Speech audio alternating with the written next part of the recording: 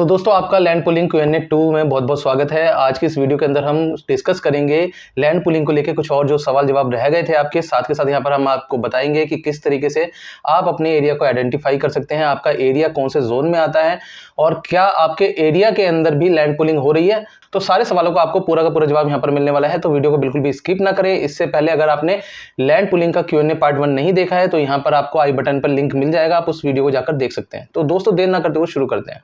नमस्कार दोस्तों, मेरा नाम सचिन राजपूत है, आप देख रहे हैं टेक्निकल सफारी।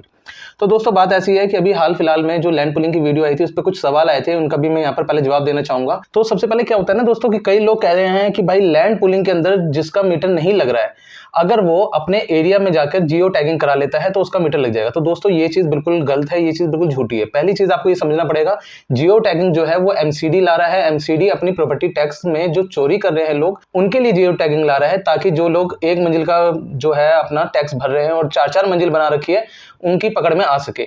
और एमसीडी और डीडीए दोनों ही डिफरेंट मैटर है। यहाँ पर लैंड पुलिंग जो है वो डीडीए कर रहा है, ना कि एमसीडी कर रहा है। सेकेंडली कई लोगों का कहना यह है कि भाई एक काम करते हैं, हम जीआईएस सर्वे करवा लेते हैं, जीआईएस सर्वे से भी आपका जो है मीटर लग जाएगा। तो दोस्तों सबसे पहली चीज ये समझना है जीआईएस सर्वे आखिर है क्या। तो दोस्तों मैं आपको बता दूं, दिल्ली के अंदर जितनी जगह पर जीआईएस सर्वे हो रहा है वो सारी जगह पीएम उदय के अंदर आ रही है, यानी कि रजिस्ट्री के लिए जब आप अप्लाई करते हो तो जीआईएस सर्वे किया जाता है, ताकि आपकी जो जगह है, ये प्रॉपर्टी है, वो आइडेंटिफाई करी जा सके। और जिसके तहत जो है आपकी जब रजिस्ट्री हो तो वहां पर आपका जो जियो टैगिंग और रेफरेंस नंबर जो है वहां पर आ जाए। और दोनों का ही अलग मैटर है दोस्तों। मैं आपको बता दूं, पीएम उदय के अंदर जो जीआईएस सर्वे हो रहा है उसकी जियो टैगिंग अलग है, एमसीडी के अंदर जो जियो टैगिंग हो रही है वो अलग है, और इन दोनों का ही कोई भी लेना देना नहीं है लैंड पुलिंग से। तो सबसे पहले आपको ये समझ लेना है। दूसरी चीज ये है कि कई लोगों के जो है मीटर नहीं लग पा रहे हैं, कई लोगों को मीटर लगवाने में दिक्कत आ रही है। तो दोस्तों मैं आपको एक चीज बता दूं कि यहाँ पर मैंने पहले भी बताया है कि लैंड पुलिंग में कई बार एक खसरा होता है, तो एक खसरे का कई बार थोड़ा सा पार्ट होता है। जरूरी नहीं है कि पूरा का पूरा खसरा आ रहा है, लेकिन जब भी है ना डिटेल भेजी जाती है किसी भी इलेक्ट्रिसिटी डिपार्टमेंट को, तो वहां पर क्या होता है पूरा का पूरा खसरा नंबर भेजा जाता है, जिसकी वजह से क्या होता है कई बार गलतफहमी के चलते वो लोग मीटर नहीं लगाते। और कई लोग है ना मार्केट में अफवाह फैलाते हैं, भाई मेरा मीटर नहीं लग रहा था लेकिन मैंने तो पैसे दे के लगवा लिया। तो दोस्तों मैं आपको एक चीज बताऊं, अब भी वही चीज है कि ये पूरा खसरा है, पूरे खसरे में थोड़ा सा जो पार्ट है वो लैंड पुलिंग में आया, पूरा खसरा नहीं आया। और कई बार उसके ऊपर भी क्या होता है कि जो आपकी जमीन उसी खसरे के अंदर आ रही है, जिसका छोटा सा पार्ट जो है लैंड पुलिंग में आ रहा है, तो भी मीटर नहीं लगता है। जिसकी क्लेरिफिकेशन देने के बाद या फिर डीडीए से एनओसी लेने के बाद या फिर आप इलेक्ट्रिसिटी डिपार्टमेंट में जाके अपनी रजिस्ट्री वगैरह शो करते हैं तो लग जाता है। लेकिन इसमें कोई ऐसा भ्रम ना फैलाएं कि लोगों को जो है भारी नुकसान हो जाए, क्योंकि लोग जब भी ऐसा कोई ऑप्शन देखते हैं पैसे लेने देने वाला, तो वहां पर आंख बंद करके पैसे दे देते हैं और उनका काम भी नहीं होता है। तो दोस्तों अगर आपका भी मीटर नहीं लग पा रहा है लैंड पुलिंग के चलते हुए, तो मैं आपको बताऊंगा कि इसके अंदर आप और क्या क्या एक्शन ले सकते हैं। तो तब तक के लिए दोस्तों सबसे पहले हम स्टार्ट करते हैं अपने उन एरियो के बारे में जो कि लैंड पुलिंग के अंदर आ रहे हैं और कौन से जोन में आ रहे हैं, इसके बारे में हम जान लेते हैं थोड़ा सा। तो चलिए दोस्तों आते हैं स्क्रीन पे। तो दोस्तों जैसा कि आप स्क्रीन पे देख पा रहे होंगे, ये एक मैप है जो लैंड पुलिंग का है। इस मैप को पहले भी हमने दिखाया हुआ है, थोड़ा सा इसके बारे में हमने कई वीडियो में दे रखा है, लेकिन आप भी जान लीजिए कि यहाँ पर ये जो लाइट सी ग्रे कलर की बाउंड्री दिख रही है वो आपकी नॉर्मल बाउंड्री है। जोन बाउंड्री आपकी ये ब्लू कलर की है, जिसमें आपका जोन लिखा है, जैसे कि ये ब्लू कलर की बाउंड्री है और इसमें जोन ई लिखा है। इसके बाद यहाँ पर आप देख पा रहे होंगे हल्की हल्की जो बाउंड्री है वो विलेज बाउंड्री है, जैसे कि आप यहाँ पर देख पा रहे होंगे ये विलेज बाउंड्री आ रही है सारी की सारी। और इसके अलावा जो आपका येलो एरिया है, ये सारा का सारा एरिया जो है लैंड पुलिंग का आ रहा है, यानी कि जो विलेज या जो गांव जो है लैंड पुलिंग में। अब मैं आपको एक चीज यहाँ पर क्लियर कर दूं कि जितना ये पीला एरिया आ रहा है, जरूरी नहीं है कि वो पूरा का पूरा एरिया ही लैंड पुलिंग में आ रहा है। हो सकता है इसमें कुछ पार्ट आ रहे हो, कुछ खसरे आ रहे हो, लेकिन यहाँ पर शो करने के लिए डीडीए ने दिखा रखा है कि इन गाँव में लैंड पुलिंग चल रही है। तो जल्दबाजी में कोई फैसला ना ले, जल्दबाजी में कोई भी गलत चीज ना समझे। तो दोस्तों इसके बाद आप ये देख पा रहे हैं कि यहाँ पर जो ग्रीन कलर आपको दिख रहा है ये सारी की सारी ग्रीन बेल्ट है, और सेम टू सेम यहाँ पर भी है कि जो ग्रीन बेल्ट के अंदर है पूरा का पूरा एरिया नहीं आ रहा है, कुछ एरिया आता है। और जो लाइट ग्रीन आपको यहाँ पर दिख रहा होगा, जैसे कि यहाँ पर P2 जोन के अंदर आपको दिख रहा है, तो ये जो एरिया है वो आपका लाल डोरे का है। और आपको मैंने बता दिया जो लाल डोरे की जमीन है वो अभी तक लैंड पुलिंग के अंदर नहीं आ रही, ना ही लैंड पुलिंग के अंदर आने वाली है। तो इसके अलावा दोस्तों यहाँ पर आप देख पा रहे होंगे, यहाँ पर जो है हमारे पास ये फाइनल लिस्ट है जो कि लैंड पुलिंग की है, और इसमें सारे एरियो का नाम लिखा है कि लैंड पुलिंग के अंदर कौन सा एरिया या कौन सी जगह आ रही है और उसका प्लानिंग जोन क्या है। तो सबसे पहले यहाँ पर हम देख लेते हैं, यहाँ पर आता है पहले नंबर पर अकबरपुर जो कि P2 जोन के अंदर है। दूसरा अलीपुर जोन P1 के अंदर है, जो कि कुछ भाग है और बाकी P2 के अंदर है। यानी कि जो P1 P2 है ये आपके जो है जोन प्लानिंग में बता रहा हूँ, जो कि आपको यहाँ पर मैप में देखने को मिल गए होंगे।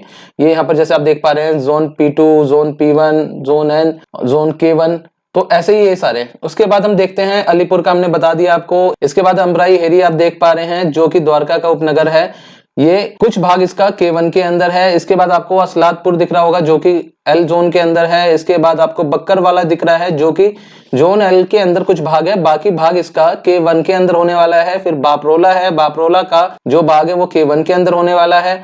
बवाना में जोन P1 के अंदर कुछ भाग होने वाला है, बाकी N जोन के अंदर भाग होगा इसका। बाजितपुर मैं आपको बता दूं, यहाँ पर N जोन के अंदर आपका आ रहा है Bajitpur, Bhalswa, diary, Jahangirpuri. Zone C में कुछ एरिया आ रहा है, तो कुछ P2 के अंदर एरिया आ रहा है। बीजापुर के अंदर P1 के अंदर कुछ भाग आ रहा है, बाकी P2 के अंदर आ रहा है। बुद्धनपुर जो है वो आपका जोन N के अंदर आ रहा है। बुराड़ी जोन O के अंदर कुछ भाग आ रहा है, तो कुछ भाग P2 के अंदर आ रहा है। चांदपुर का जोन N के अंदर आ रहा है। छलवा जोन 1 के अंदर कुछ भाग आ रहा है, कुछ आ रहा है आपका L के अंदर। इसके बाद आप नीचे आते हैं तो यहाँ पर आप देखते हैं दरियापुर कला जो गांव है, जिसका कुछ भाग जो है P1 के अंदर आ रहा है, बाकी N के अंदर आपका बाकी हिस्सा आ रहा है। दरियापुर खुर्द जो है वो जोन L के अंदर आ रहा है। दौलतपुरा जो है वो आपका जोन L के अंदर आ रहा है। धुलसिरस जो है उसका कुछ भाग द्वारका का जो उपनगर है वो तो जोन N के अंदर आ रहा है, बाकी K1 के अंदर आ रहा है।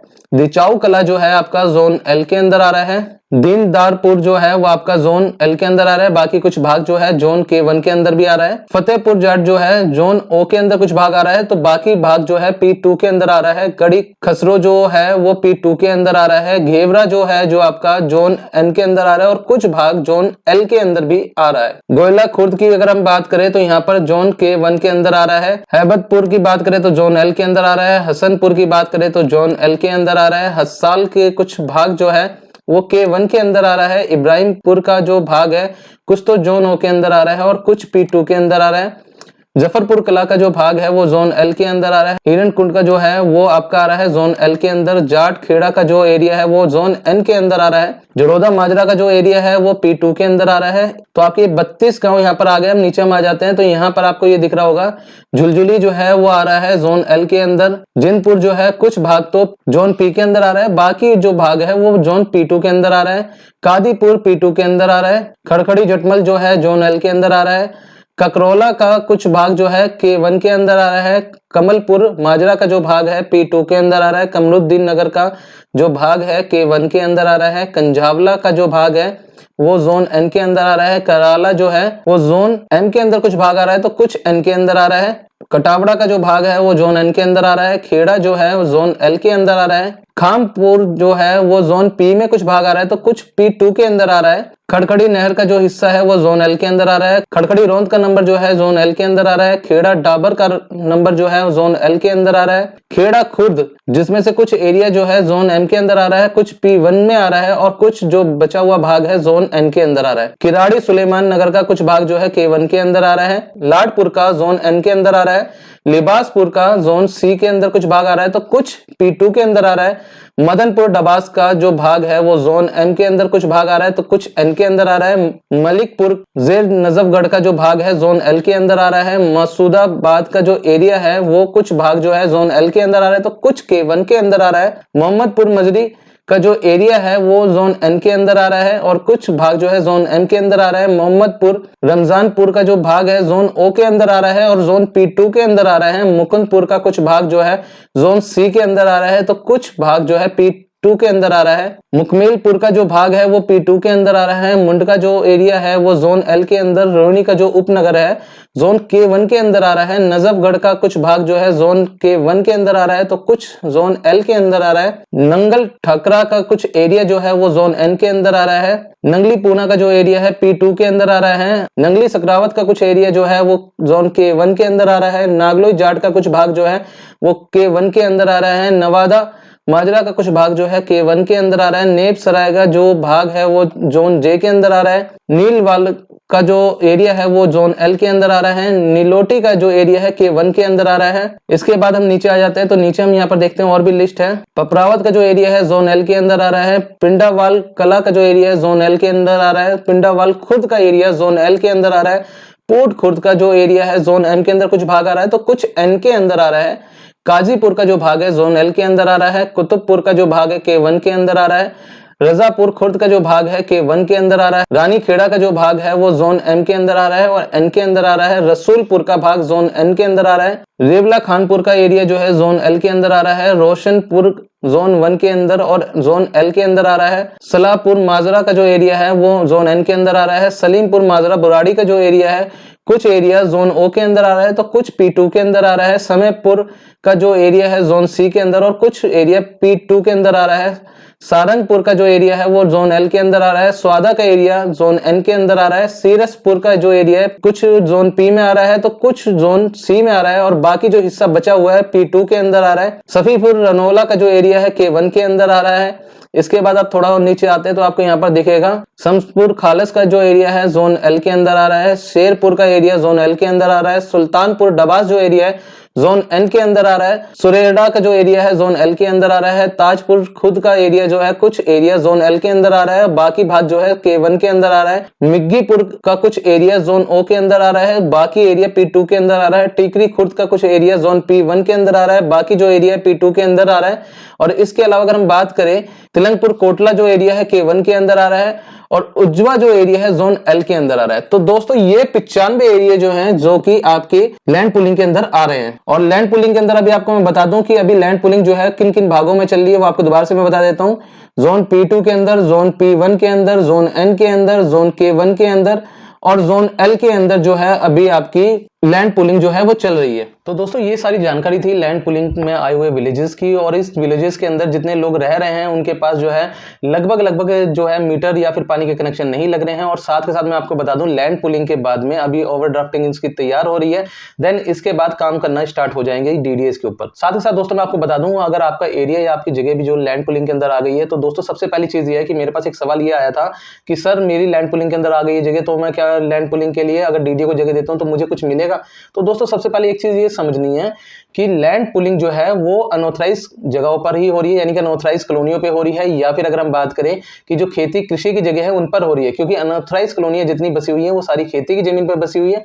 जो लैंड ऑलरेडी कन्वर्ट हो चुके हैं रेजिडेंशियल प्लॉटों में या फिर जिन जगहों की जो है रेजिडेंशियल पर्पस से रजिस्ट्री हो चुकी है वो लोग लैंड पुलिंग के अंदर अपनी जगह नहीं दे सकते। साथ के साथ मैं आपको बता दूं अगर आप भी लैंड पुलिंग के अंदर अपनी जगह देना चाहते हैं तो आपके पास जो है खसरा खतौनी के कागज या फिर रजिस्ट्री होनी अनिवार्य है। आप GPA के जरिए अपनी जगह जो है वो लैंड पुलिंग के अंदर नहीं दे सकते। साथ के साथ दोस्तों अगर आपकी जगह जो है ये लैंड पुलिंग के अंदर शो कर रही है और आपने अभी तक DDA को कोई ऐसी जगह नहीं दी है या फिर आपकी कोई जगह जो है गलती से DDA के पास पहुंच गई है लैंड पुलिंग के अंदर या किसी ने धोखे से आपकी जगह जो है DDA के अंदर लैंड पुलिंग के लिए डाल दी है, तो उसके लिए आपको यहाँ पर स्क्रीन पर नंबर दिख रहे होंगे, एड्रेस दिख रहा होगा, आप यहाँ पर जाके संपर्क कर सकते हैं। ये DDA का ऑफिस है लैंड पुलिंग डिपार्टमेंट का, जहां से आप अधिक जानकारी ले सकते हैं। साथ के साथ दोस्तों मैं आपको बता दूं आने वाली कुछ वीडियो के अंदर हम सभी जोनों के मैप जो है वो डिस्क्लोज करने वाले हैं, सभी एरिया के मैप डिस्क्लोज करने वाले हैं जिसमें आपको प्रॉपर डिटेल मिलने वाली है। और अगर आप चाहते हैं कि हम इस वीडियो का जो थर्ड पार्ट है वो कंटिन्यू रखें तो कमेंट बॉक्स में जाके पार्ट 3 लिखिए। साथ के साथ दोस्तों अगर आपको हमारी ये वीडियो हेल्पफुल लगी हो तो दोस्तों के साथ शेयर करें और लाइक करें। साथ के साथ चैनल पर नए हैं तो चैनल को सब्सक्राइब करके